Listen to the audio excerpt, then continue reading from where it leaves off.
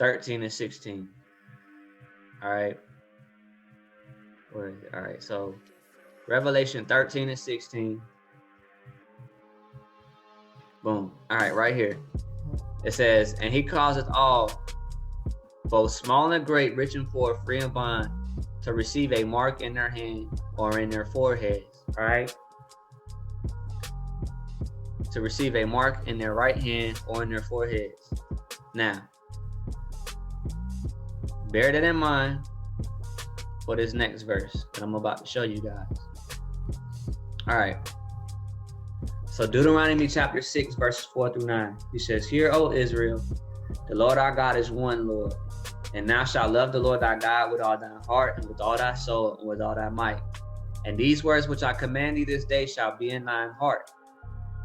And thou shalt teach them diligently unto thy children, and shalt talk of them when thou sittest in thine house, and when thou walkest by the way, and when thou liest down, and when thou risest up. Verse 8 is key. And thou shalt bind them for a sign upon thine hand, and they shall be as frontlets between thy eyes. And thou shalt write them upon the posts of thy house and on thy gates. All right.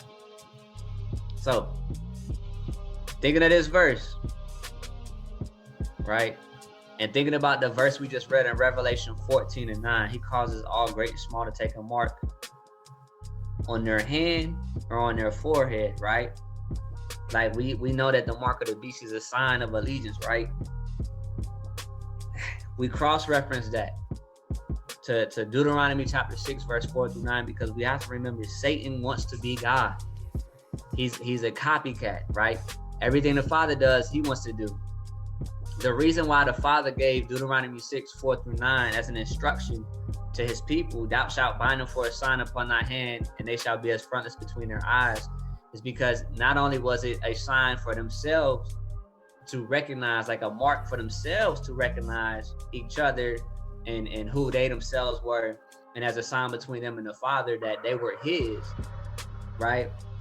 It also helped those who are outside the kingdom recognize them, right? Because if you bind them for a sign on your hand, that starts getting to that principle of like reminding you that what your hands are made for. Like you're supposed to do the work of the Father, the work of the kingdom.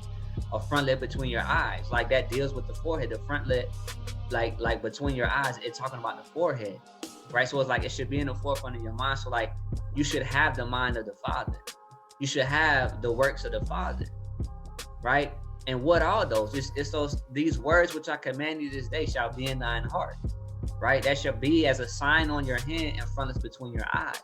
So when the scripture says that the Antichrist will cause them to take a mark, right, in their forehead and in their hand, while that physical component is got to be there because it's prophesied, we can't forget that spiritual aspect is there, right?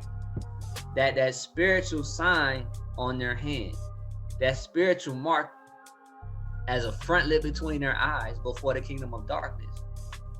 That's what the scriptures start talking about. Like you see when the Father had flooded the earth, he said all the ways of man are wicked.